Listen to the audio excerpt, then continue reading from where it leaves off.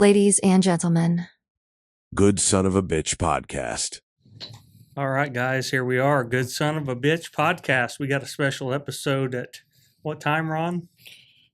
Roughly 2 in the morning. What a great idea. Yeah. Well, hey, been wanting you on the show for a while. Did well with me on Bent Over the Barrel podcast. Oh, yeah. We got the views like crazy on Bent Over the Barrel, and here we are, Good Son of a Bitch podcast. And, the overwhelming feedback I got is, who is Ron? Let's start at the beginning, and let's tell people a little bit about who Ron really is. Oh, Ron's just a good old country boy out of East Central Indiana. I mean, I was born and raised on a farm and was just shown how to be because of it. That's in Connorsville? Yes, sir. Man, so what was life like early on as a kid? I mean, I want to say that I had a normal childhood, but when you look at dynamics of families today, I didn't have the normal dynamic.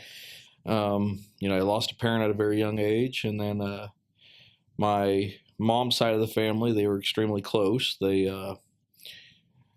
We always got together at least once a month, and that's not a small family. I'm one of 11 grandchildren, so Wow. You're looking at 11 grandchildren, 4 aunts, and 2 grandparents. So 11, 4, that's 15, that's 2, 17. So roughly 20 people at a time at a family get together. Man. And that was when I was a kid. Now as an adult, I think if we had everybody show up at one time, I think we're between 40 and 50 people. Wow. Now, a lot of people out there listening may be going through, whether they're adults or young, like you were going through a situation where a parent's not well. Walk us through kind of what you can remember of that process and what it's like so many years later to reminisce or think about things and how you process that and the loss of a parent. I can't imagine. I haven't experienced that myself, but we've got people out there that are in that stage of life, and tell them what all you remember about that, and a little bit about your father. Honestly, when it comes to what I remember about my dad, it's not much. Okay. He passed when I was 3, so I don't remember much. I've heard all the only stories I've heard are good stories about my dad. Yeah. Growing up without a father, you look for male role models. Mm-hmm. I'm lucky I had a grandfather that lived next door, and he was just like my dad. He's just a good man who wanted to show you how to be a man, not a punk, a man. Yeah. Just because you got a little, you're not sick, go to work. Right. Go to school. Don't ever raise your hand or voice towards a woman because it's just not right. Sure. As an adult, flip it on the other side of it, as an adult, we still crave the same things a child wants. Now I'm 40 years old, and it's, what would my dad been doing at this age if he would have made it, and what could he have guided me on to do better? Or, but, at this stage of life, you have your friends, and you just kind of ride the wave. Yeah. I hate sounding very vague about it, but it's just how it is. You just got to ride it out at this point. I know I've got friends who lose their parents, their father figures at this stage of life, and it at this stage of life now, unfortunately, I haven't had the pleasure of becoming a father. I know some of my friends who have had kids, and now they're watching their kids lose their grandfather at such a young age, and it's not easy trying to raise a child up with where's grandpa? Unfortunately, he's not around. Yeah. Well, your mom did well, raised you and your brother. Yep. How much older is your brother than you? 3 years. 3 years older. Okay. So Okay. You guys do some family outings once a year that I think is really cool. oh yeah. Let's talk a little bit about that. We'll get into your high school years too and what you did during high school, but let's talk a little bit about your family outings that you do and what your plans are for this year. So since my mother's retired, we've decided that every year we're going to do at least one family vacation together. We learned the first year, don't do 2 weeks, do 1 week at a time and spend time in certain areas. That first year we did 2 weeks, and it was go to spot, get settled for the night, Mm-hmm. go do one event, go home or go back to where you were staying, repack and leave in the morning. And it was every stop we did. And it just wasn't, it was fun, but it wasn't very, trying to figure out what the word is here. It's 2 a.m. It's kind of, mine's kind of blanking. It's you wish you could do more. Sure. But this year we're looking at going towards the Branson, Missouri area. Okay. And then while we're in Branson, kind of peeking out into like Arkansas and maybe Oklahoma, kind of that small area right there.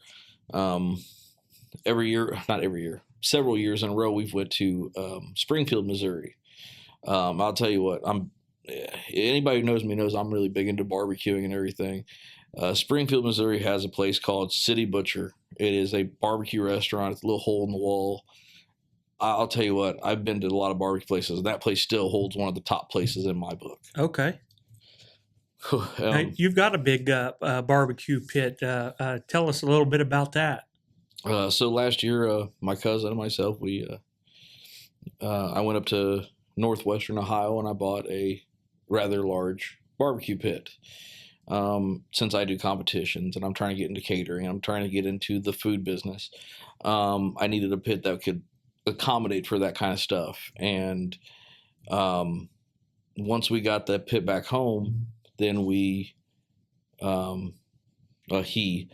able to acquire a pop-up trailer frame, and we cut it down, restructured a bunch of support beams, and put the barbecue pit on top of it. By the time we got everything welded in place and the pit done, ready to be on the road, it's 1,400 pounds. Wow, yeah, it's really neat looking. She does really good work. I'm happy with her. What's the largest crowd so far you've been able to use it? I think it still was the church event. I think we were probably between 60 to 80 people. Wow. So. Wow. And you do everything as far as meats. Are you sponsored by anyone on your no, or is that just an advertisement bit for that company? I'm not sponsored by them, but I solely use them, and it's mshnation.com. They are veteran owned, veteran raised. They are all flavor, no bullshit. I mean, it is. If you look at some of these companies, and I'm not going to mention any names, so I'm not going to bash any company, but if you look at some of these places that have like a sweet rub or something, they've got probably 100 milligrams of sodium and probably 50 or better milligrams of sugar in theirs. Well, this one has a rub called Pig Out. It is a honey-based rub. It is, I want to say in the ballpark of 80 to 90 milligrams of sugar or sodium. I'm sorry. Yeah. 80 to 90 milligrams of sodium.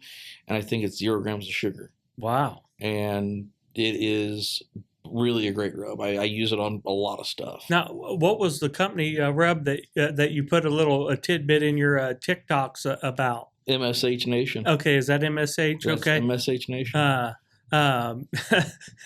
So once people figure out what that stands for, they'll get a little chuckle. Oh yeah, they'll get a real good chuckle. We'll leave that a mystery. Oh yeah. But I've met the president and HR and a couple other of their upper people. I've actually met their CEO, and every single one of them are great people. And actually, they know me by name. So if I walk in, it's automatically they know who I am. Yeah. When I order, because they do TikTok lives.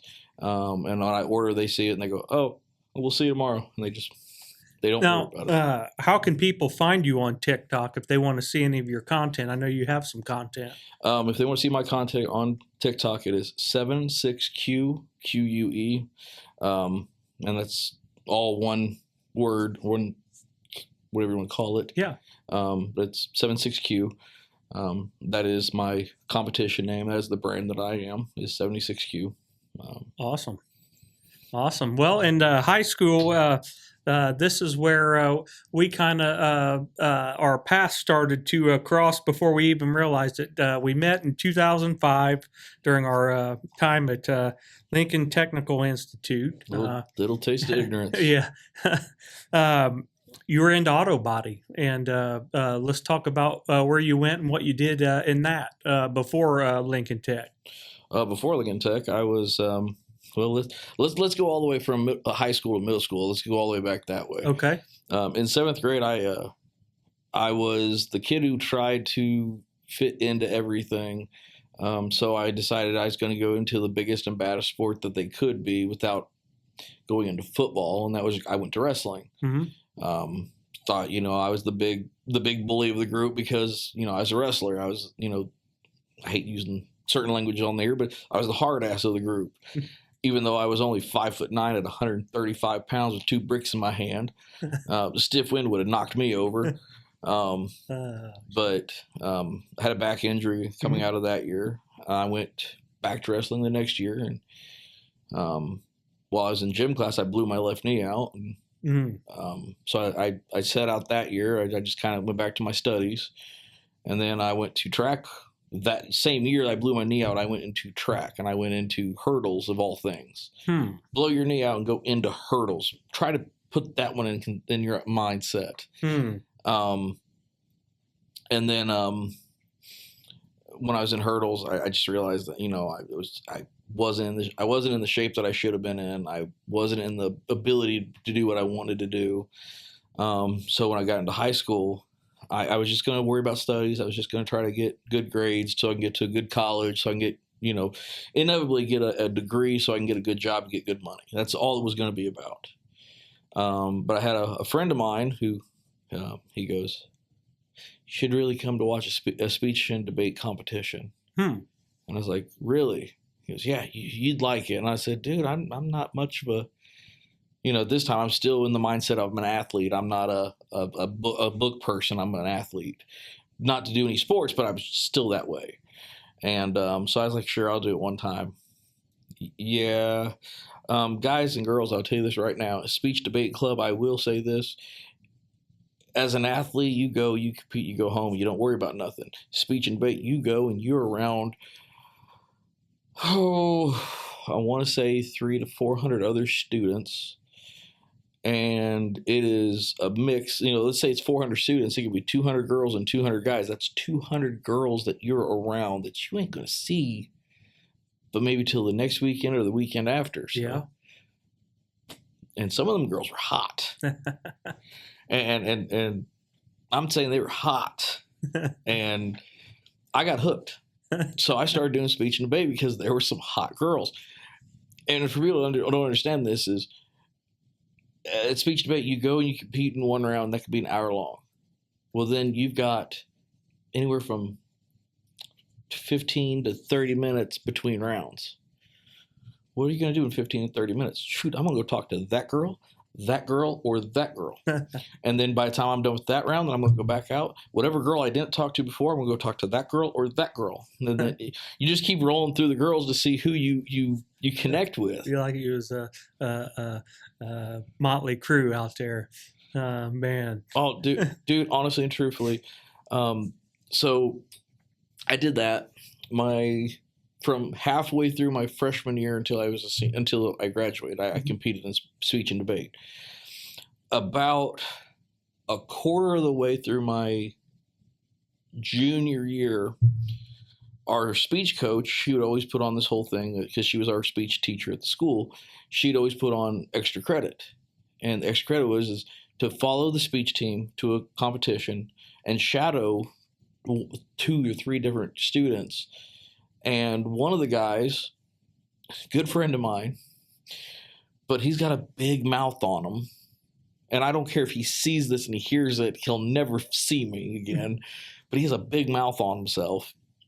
And, I went to these competitions, and by this time, mind you, we're junior year high school. Yeah. So I've already been competing for a year and a half, 2 years, something like that. I already knew 4 or 5 different schools worth of girls, and they all wanted to talk to me. And it wasn't because I was the best looking thing out there, because let's face it, man, I'm about as pretty as a mudded fence. But these girls, they just, I don't know, they just liked me or something. They just had some kind of connection with me. So, I showed up, and you'd have anywhere from 1 to 3 to 4 girls running up to you, giving you hugs, saying, "Hey, it's good seeing you. I want to talk to you," blah, blah, blah, blah, blah. So what happens? Now, you know where I'm going with this. This guy is following me. He is shadowing me through this tournament, and there's between 1 to 4 girls around me at all times. So what's he do on Monday when we go back to school? He goes and tells all his friends about what I was doing. Oh, dude, this is where one of my nicknames was stuck for basically my entire high school career. And everybody kept calling me Pimp Daddy because I was always around a bunch of girls. And they're all like, "Man, you can have any girl out there." I'm like, "Why? I'm as pretty as that mudded fence over there, and these girls just love me for some reason." Yeah. And they all thought he was joking. So another person went and watched, and they seen what was going on. Another person went. When you had 3 guys saying the exact same thing, yeah, and nobody argued with you. And I'm like, I don't see what it is either. But I had fun. I always loved doing it. Again, it goes back to that old saying, you feel more confident when you dress better. And when, come on, man, look at it, man. I got dressed in flannels every day, jeans that have, dirty work stains on them. I'm just a normal guy now. But back in high school, man, when I was at those competitions, I was in a 3-piece suit. I had a sport coat on, a tie, a nice shirt, suit pants. I had it all. And that reminds me of a small story that Jesse James tells about in his new memoir called Master Craftsman. And he talks about when he lived in California in Long Beach. He talks about the difference in the types of cars and clothing these people would wear based on the time of the day he got started. He said, if he went before the big major traffic rush early in the day, he would see all kinds of high-end cars and people that were probably CEOs and CFOs and stuff like that versus when he was stuck in traffic. He's stuck in traffic with, your Nissans and some of your crappier cars and people just stuck in traffic to get to a 9 to 5, and it's something that stuck with him. And he tries to get his work done in his shop in Austin, Texas, before all the other workers get there. Mind you, that he does work throughout the day with them, but. That was interesting to find out. That was one of my young loves was the bike building and the craftsmanship that Jesse James brought forth. I watched him and the Tuttles and all the biker build-offs, and that's what got me interested in the auto body and paint. Now I know you transitioned into, was it Walker Career Center? What was the name of the Whitewater. Okay. Walker, I think, was more north, like Kokomo area. Okay. Because a couple of the kids in our class went to Walker. And Mama's boys. Yeah, soy boys. Oh man. What got you interested in that trade to gear yourself up for Lincoln Tech? By the time I got to, halfway through my junior year, my thought process started going towards girls, and, I'm a teenager and I'm starting to see more girls and I'm starting to get more interested in girls. But then it comes to the realization, I've got about 2 more years in high school. And after that, I don't have mommy and grandpa and their money. I've got to get my own money. Yeah. So I need a profession to fall back on, because I'm not going to be a student all my life. I actually got to be a big boy and get put my big boy pants on. Yeah. So about halfway through sophomore year of high school. I keep getting those two mixed up. But about halfway through my sophomore year of high school, they take the sophomores and we take a trip around Whitewater Tech. And Whitewater Tech, it has, cosmetology, nursing, IT work, diesel work, welding, auto body, auto mechanics. They just have just a little bit of everything, just so you can figure out what you want to do. Mm-hmm. And Mr. Sparks was our auto body teacher. He took a hood out and he goes, "Who wants to put a dent in it? Because this is what we're going to fix. Is we're going to put a dent in this hood." I said, "Shoot, I'll take it." And he looked at me and goes, "Don't hit it light. Don't little tappy with it. Put your aggression behind it." And I picked that hammer up. I got about halfway up. He goes, "No. Aggression, not no little tappy. Aggression." Start picking the hammer back up. No. Aggression. I'm now getting mad because he stopped me 3 times. Mm-hmm. So finally, when I went to go pick the hammer up, I looked at him and I just real quick, only about half cocked it, but put all my weight behind that arm. And I probably put a softball sized dent in the hood. Yeah. And he looked at it and said, "That's a pretty good dent. He'll be waiting for you next year." I'll be darned. And he wasn't lying. The next year when I signed up for that class, he handed me that hood that had the softball dent in it.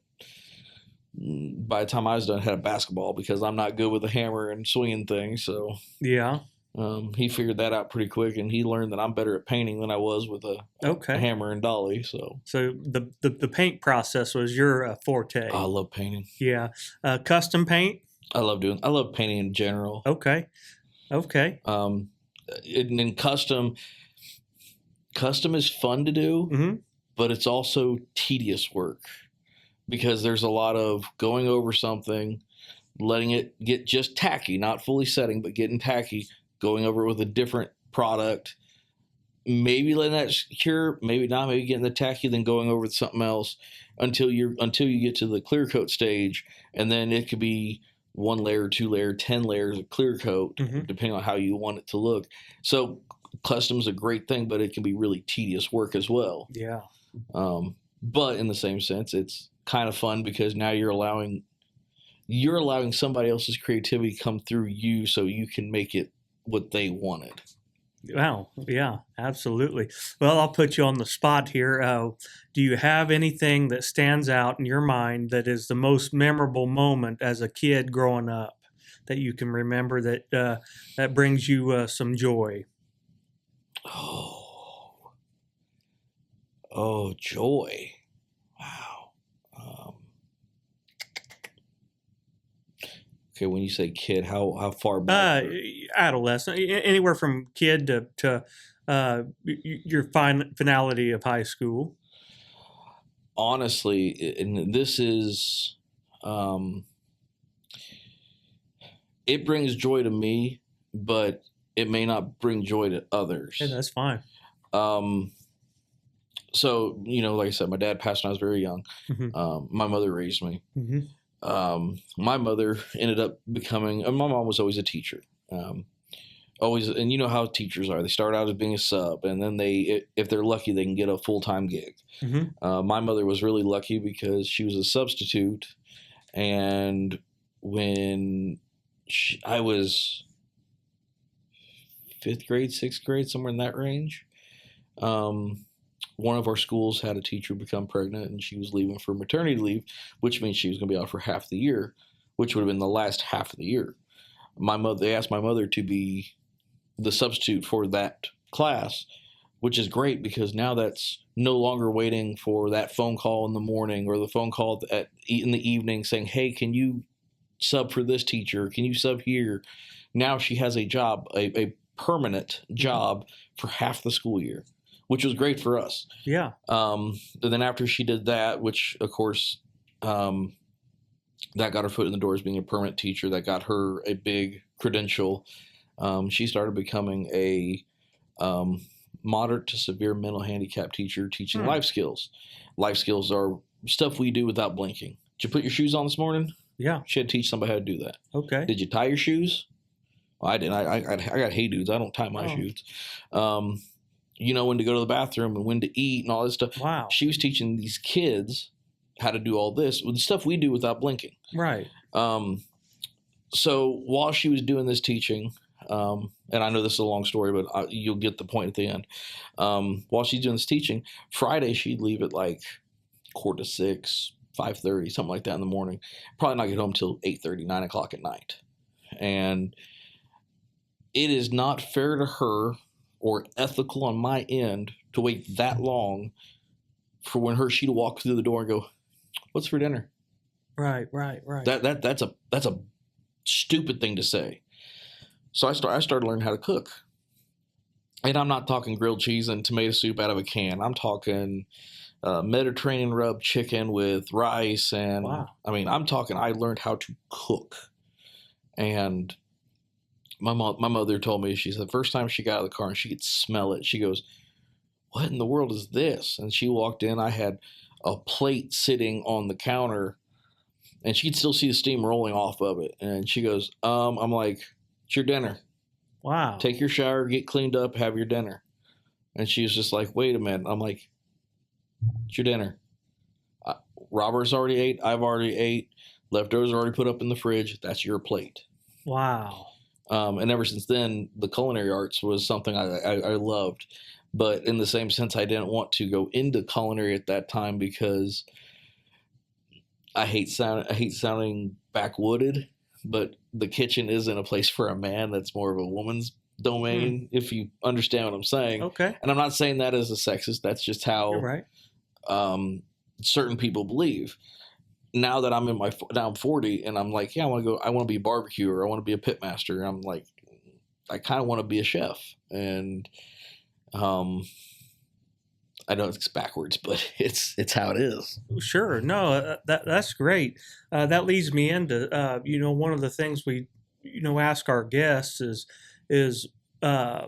it seems like the American dream has changed for this generation, comparatively speaking, to what it was back in the 1950s and 60s. That to me almost sounds like your American dream is to be able to do what you love and from your perspective, what do you think is the biggest battle today with finding the American dream and being able to accomplish that? Acceptance. Okay. It's 100% the problem is acceptance, because like me being wanting to be a barbecuer, that's not an issue. Me trying to open up a restaurant, it's not an issue. My biggest thing is we live in Indiana. Will barbecue be accepted? There's everybody always says, "Oh, I want barbecue, but then when you go and look at it, most barbecue restaurants, if they make it past the first 3 years, they may succeed. First 3 years will tell you. Most barbecue restaurants don't last 3 years, right? And that's just because the geographical location of the United States we live in. They don't want barbecue; they want something else. Most people who say I want to do something different, they've got to accept the fact that they're going to have to put themselves on a risk line, because I'll put myself out there. I used to work retail for a long time in my life, and I worked in an area that I could have committed murder in the store, and I would have been perfectly fine. But I started dating a girl. I moved up to Indy, so I quit that job, moved to Indy. I had to accept the fact that I was leaving a place I felt comfortable to put myself out there. And now I work for the city of Indianapolis. And again, I'm in a very comfortable spot. Now, I'm very vulnerable because if I don't control my blood pressure, which I have high blood pressure, if I don't control my blood pressure, I could lose my CDL. I have to have a CDL for my job. So I'm very vulnerable all at the same time. But in the same sense, if I keep my CDL, I keep my job. I'm not at risk of losing that job. There's nothing there. But if I accept the fact that I want to leave this job and go to do barbecue, then I'm in another vulnerable state because I may lose everything to risk it. And that's what a lot of people with this American dream have an issue with, is accepting the fact you have to be vulnerable. Unfortunately, guys like me and you, we don't have a lot of backing behind us, or a lot of financial backing behind us to do that. Right.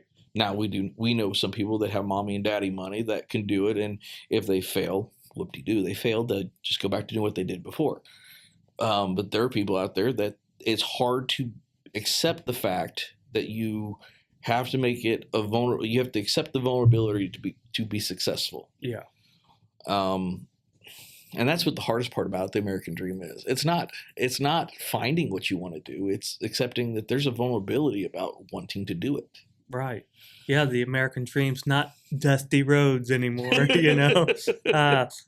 Speaking of your love for wrestling, who would you say your all-time favorite wrestler in the professional aspect would be? I know there's a lot I have so many that I can't say there's just one, but which one stands out the most that would surprise people, you think? Oh, man. I mean, I've always been a Rey Mysterio fan. Okay. And that's just because when I was younger, I was always a small person in the group. I mean, I was 135 pounds, and most of my friends were 200 or better. Yeah. If you don't go with that, then it's New Jack. I absolutely love New Jack. And that's just because he don't care. He really does not care. And if you're like me, and I love watching pro wrestling, I enjoy the theatrics of it. Mm-hmm. But at this stage of my life, I like watching the behind the scenes stuff more than what's on the screen. So I like to watch Dark Side of the Ring Confidentials, and listen to 6 Feet Under with the Undertaker podcast, and Broken Skull Ranch with Steve Austin. I love listening to those kind of things to hear the stories behind what we see. Like New Jack, when he wrestled after ECW fell apart, and he didn't make he made it to WWE, but he didn't make it to WWE. I don't know if you knew that. Okay, no, I did not. Yeah, so he made it to WWE after WWE bought ECW. Right. He had a match booked one time, and a couple of the veterans there in the locker room told him one of the big things you don't do is you don't talk to the boss. You just don't do it. Well, he's New Jack. Rules don't apply to him. So what he do? He said hi to him and try to introduce himself. And when he went back to go look at the match board to make sure, to see when he was up, his match was erased. And then he was let go. Wow. So he made it, but he never made it. Wow. But then he went on to the indie scene, and he started wrestling for, what was it? XPW, Extreme Pro Wrestling. Okay. He wrestled for them for a while. He started wrestling for just independent, different organizations throughout the United States. Yeah. His biggest problem was, and I'll say this, is he cared way too much for the sport the way it was back in the old days, where it was wrestlers were secretive about how everything happened, and there was certain things you did as a wrestler, not things you wanted to do. And if you broke it, then he broke you. Wow. And it's not a metaphor. He broke you. One guy who was a ring hand that wanted to be a wrestler, and he got his chance. You do realize, and I know some people don't, but you do realize that in pro wrestling, if they hit each other, it is with the slightest amount of pressure to the face or wherever. It's not a full UFC style hit. It's just enough to get that contact look. Well, this guy was hitting him as if he was in the UFC or a boxing match, and Jack told him to calm down. Well, the guy tried to throw him over the ropes. Jack pulled out what did he say it was, a 8-inch knife or something? Oh man! And started just stabbing him in the back with him. And we're not talking like pro wrestling, like little slicing. We're talking he was taking it straight through. It's like stabbing him in the back with it. Man. Yeah. So wow. He was a crazy person, but the thing about it was, though, is he had passion, and that's what I respected. If you really want to see how crazy he was, go look up New Jack mass transit incident. Okay. And watch that, and you'll understand what I mean by he was he had passion for the industry, but he also was a complete nutcase. Man, so that plays right into what you said is acceptance. Mm-hmm. He made it, but he didn't make it. And I wonder how many people face that ultimate situation where they make it, but they don't. And it sounds like he was someone that struggled to find acceptance in the industry, and I think that's pretty common. And what was your favorite car that you've had so far? Is it your truck you've got now, or do you have one that you like more than the truck you've got? So I can't give the truck a fair shake because I've only had it for like 2 months. Okay. Oh, if we're going favorite car of all time, it had to be the 98 Grand Prix. 98 Grand Prix. It had to be the 98. I had great times with that car. Great times. What was your most memorable time in that car? About dying in it. About dying in it. Yeah, I about died in that car. So the day I found out my grandfather passed away, I was racing home, and I'm going to tell you, I was probably in excess of 70 miles an hour or better in the back roads. And for everybody watching, don't do that. Yeah, the back roads aren't what people think when you say back roads. I can only imagine what those back roads, are from down south of Indianapolis. Probably a lot more back roads than what we know of here. Oh, we're talking hills, and the road is not straight. It's not, if you think back roads and you're thinking 44, 52 or something like that, where it's still a highway and it's pretty well straight. No, we're talking, you drive through a country area and look out towards like the cornfields and everything, and watch the landscape and watch how the landscape actually like flows. That's how the road is. The road does not lay flat. It hooks and it bends and it up and down, and yeah, it you can't take your hand off the steering wheel. And I was, and that car only had 2 brakes that worked. The back 2 brakes, the calipers didn't grab. The front brakes did, but the back ones didn't. And the front rotors were warped because I've been driving on it for so long, and you put the brake on, the entire front end shimmied on you as you were trying to stop.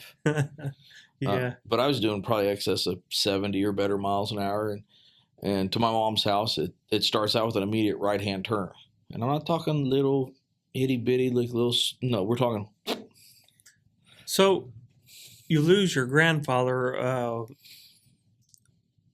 Tell our audience what that was like.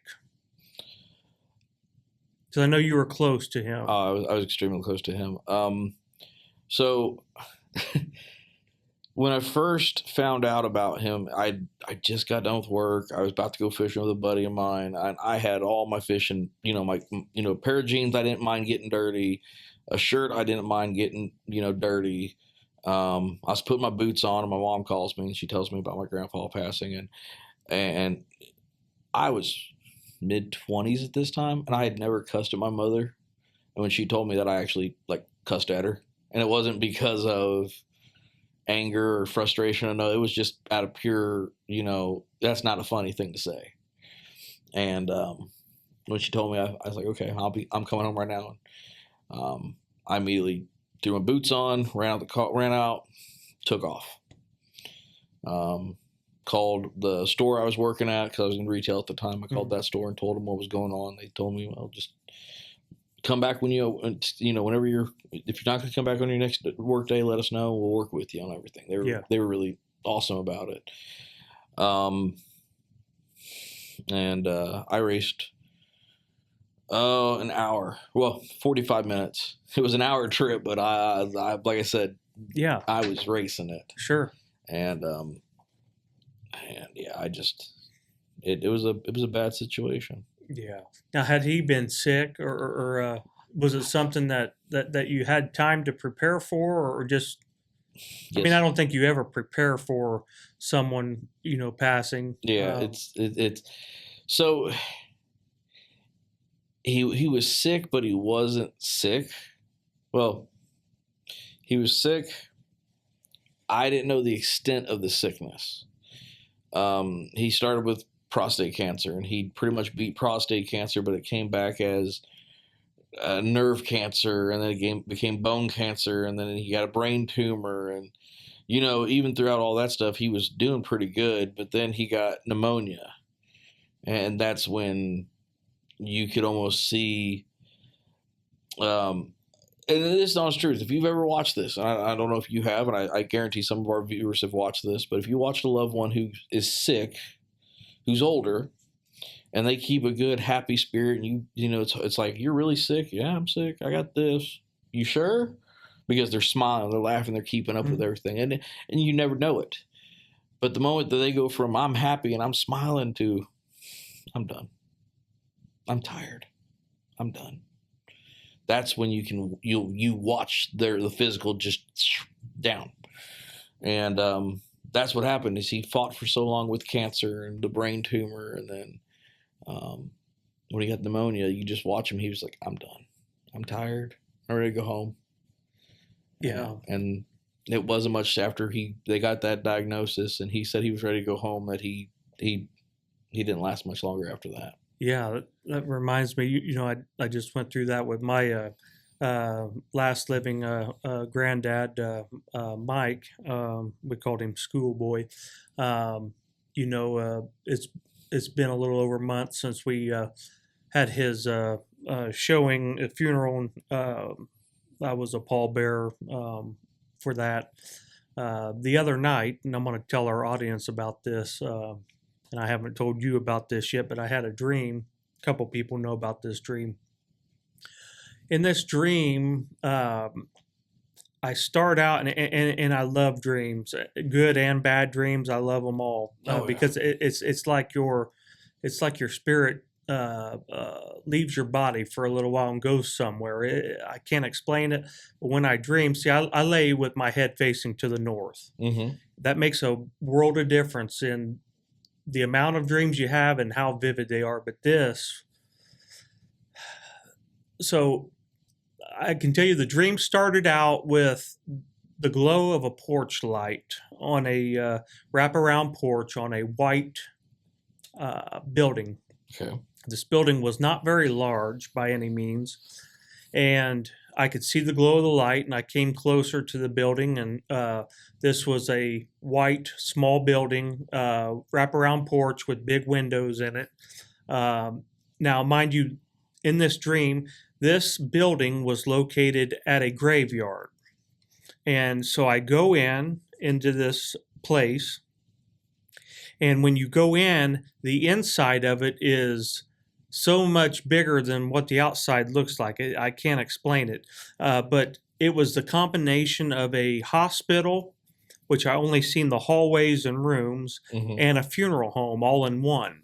So I walk into this building, and in this dream, to the left was a funeral home style waiting room where all my family was in this dream. Family from Oklahoma and everyone. My grandmother, I remember her being there. And my dead grandfather was sitting in a chair, just like we are right here.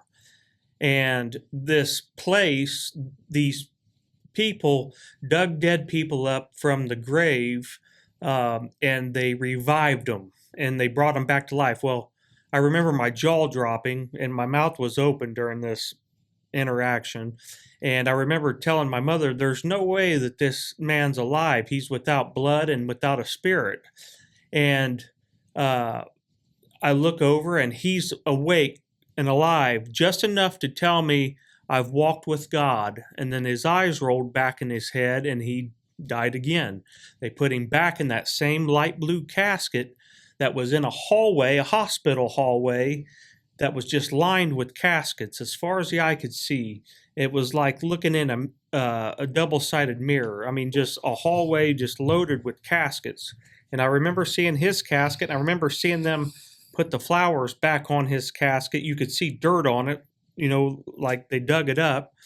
I remember going outside of this place after that, and I look, and my mom's eldest sister, Jill, is one of the 20 to 30, 40, 50, however many people on her knees at a tombstone talking to the dead. And it was really, I didn't understand it, but everyone there would talk to the dead and they would kneel in front of a tombstone. Well, I go from that to the scene, and I don't know why it faded out, but there was a whiskey bottle in that light on that porch, and I kind of seen that place and that light and that whiskey bottle get further and further away, and that's when I woke up.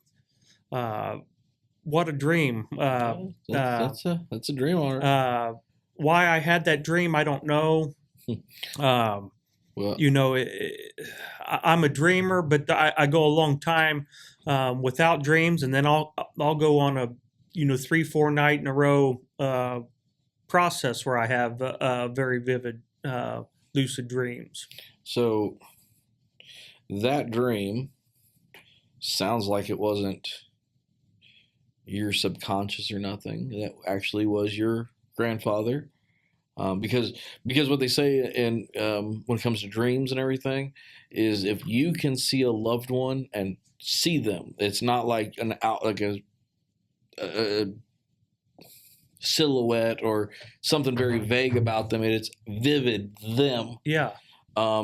Their spirit is right there next to you at your bedside. And for him to say what he said, I've walked with God. Yeah, that's all he said. Now, mind you, when he died, he had no voice.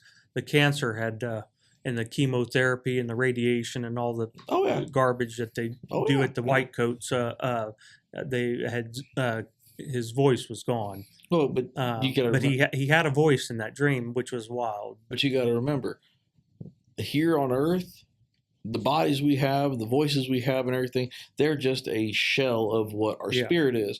Once you go to heaven or hell or whatever, wherever you end up, you leave your shell here, but you become whole again to the afterlife. Yeah. Well, him to tell you that he's walked with God tells me one thing. You know what that is? He's safe. He's in a lot better place than we are. I'll tell you something I haven't told many people, and it's kind of an emotional thing for me. Sure. Shortly after my grandpa passed away, I'd say probably a month after he passed away, which that's where I had trouble for at least 4 months after he passed. I couldn't sleep. I couldn't eat. I was having trouble with everything. But a month after he passed away, I was having trouble sleeping, and I just looked up and I said, Lord, I just want a sign. I want a sign he's okay. I want a sign that he's found his way home. That's all I worried about. I didn't worry about me. I worried about him. Even though he'd passed on, I was worried that he'd found his place back home. And I was working retail like I said, I was working retail when he passed away and everything. Mm-hmm. I'd prayed that and went to sleep. And when I woke up, just another day at work. Well, I went to the back to find something. I can't remember what it was. I was looking for something. And as I'm walking through the toy section, because my Walmart that I worked at, the back room's doors were right in the middle of the toy section. And I had my head down. I wasn't happy. I just didn't want to make eye contact. I didn't really want to speak to anybody. So I just kept my head down. And this kid yells out, Mommy, what's this? And of course, I'm good at customer service. I'm really good at that. And so I looked up to make sure if they couldn't answer, I could. And I looked up, and it was this big ultimate cribbage set in their hand. I lost it. I went to the back and I just started bawling my eyes out. And the reason behind it is when I had days off from work, I went to my grandfather's house to play cards. We played cribbage.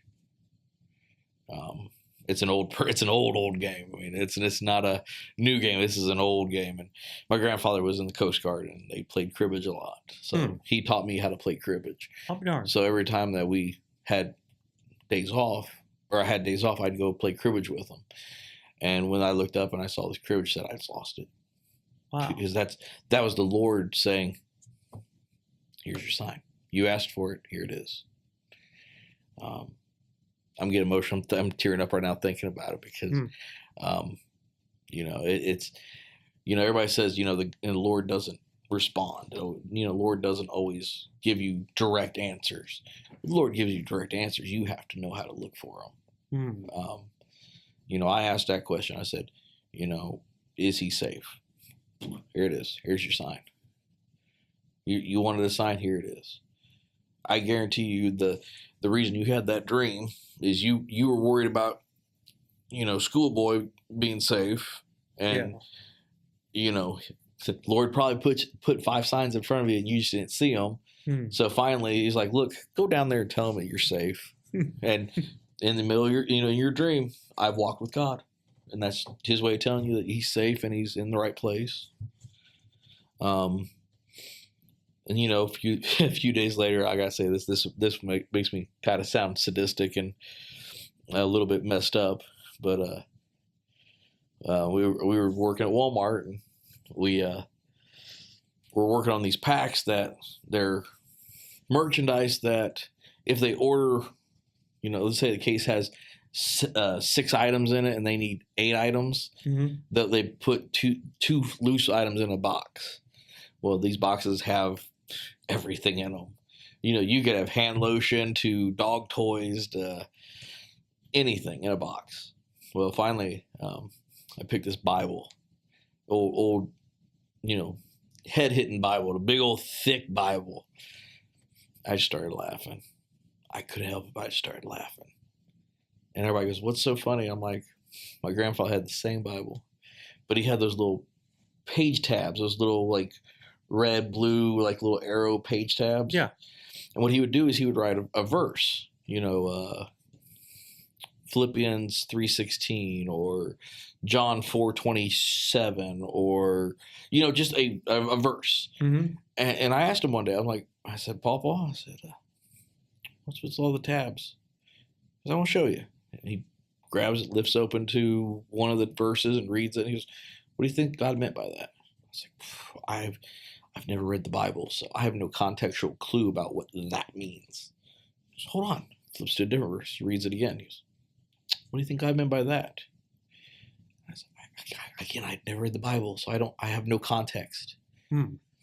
So when I see this Bible in my hand, I just start laughing. Everybody goes, what's so funny? And I said, first thing my grandfather did when he went to heaven is he sat right next to God. What do you mean by this? What do you mean by this? What do you mean by this? And he went through the entire Bible of quotes. What do you mean by this? And I'm sitting here laughing. They're all like, why? And I'm like, he had almost the entire Bible filled out with different quotes. You realize how big that Bible is? How many quotes he could have in it?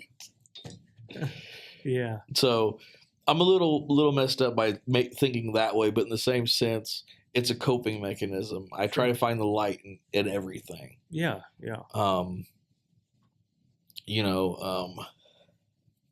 That's who I am. I just try to make everything light and funny and jokeful. Yeah, man. Well, I tell you what, I'm glad you came and was able to share a little bit about yourself for our audience. I want to remind our audience our hotline is open 24/7, 365. Call us, text us, leave a voicemail. Apply to be on the show if you'd like. Tell us your story. Text us your story. It doesn't matter. It's 317-674-3216. That's the Good Son of a Bitch hotline. Good Son of a Bitch podcast has been doing very well. The first 2 episodes we had really exceeded my expectations, and we're going to get this put out for you this week and another episode, actually 2 more episodes this week as well. So we're going to have Ricky Tharp. He is a race car driver for Anderson Speedway. He races cars out there, and he works with me here during the day. Very good young man, interesting story. And then following him, his old helper, Logan, he's a young kid as well. They're going to be on the show. There you go. Before we cut out, I got to say one thing. Yeah. And I don't mean to cut you off or anything. No, you're fine. But we do got to mention one other thing. Okay. And that is YouTube. Our Howlers page, Howlers Squad. We've hit 102 subscribers. Man, we want to say thank you to everybody who's following and watching. We do appreciate every single one of you guys. Yes, absolutely. That has exceeded my expectations as well, because we haven't really pushed or advertised or done anything. It's just purely people watch the content and they like the content. And while we're talking about it, I'll check to see if we've improved any on that by any means necessary, because it seems like we get a subscriber every day. So we are still at 102 subscribers. 102. That's amazing. It is. It really is. You can find us by searching on YouTube the @ Howler Squad, HOWLERSQUAD. That'll take you to that page. And then our Good Son of a Bitch podcast page is on Rumble, YouTube, and Spotify. But you can find us the easiest on YouTube by @Good SOAB podcast, one word, and that'll take you to our page where you'll be able to see this and many other videos. And I'm glad you came into the studio today and spent some time with me working on the old trash truck. And, trash truck. Hey, man, it's good seeing you again. And my content is at TikTok at 76Q. If you are interested in the rub company that I've been working at, it is MSH Nation. That is on TikTok. You can also look up mshnation.com. It is their website. And folks, I'm telling you what, honestly and truthfully, their rubs are phenomenal. I have, if you want a good combination, I just learned this one last week. It is a sweet grilled chicken. It is their Asian rub and their pig out rub. You mix those two, grill your chicken. It's a little sweeter teriyaki than what you're used to. Wow! But it is you get that nice sweet teriyaki flavor, but you get that char from the barbecue. It is a great taste. What's your favorite wood to use? Oh, so I am the most northern southern guy when it comes to barbecue. I love to use pecan. I love to use almond. I love to use post oak.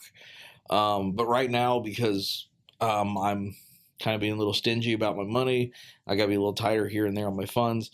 I've been using a lot of wild cherry out of Indiana. Cherry is a great wood. It's a great sweet wood and everything. I've been using maple. Maple's a great wood. I've got a person I'm buying maple and cherry off of here in Indiana. But if I got my choice, it's pecan, almond, and post oak. Those are my favorites. Those are out of Texas and Georgia region. My style of barbecuing is I take little trademarks out of Texas and little trademarks out of North Carolina, and I kind of fuse those two together, and that's how I like to cook. Okay. I'm not your typical northern person who puts a little rub onto it, get it to where it's almost done, slap a whole heaping ton of barbecue sauce onto it, and call that barbecue. No, that's just somebody. That's like being a fake moonshiner. Pretty much.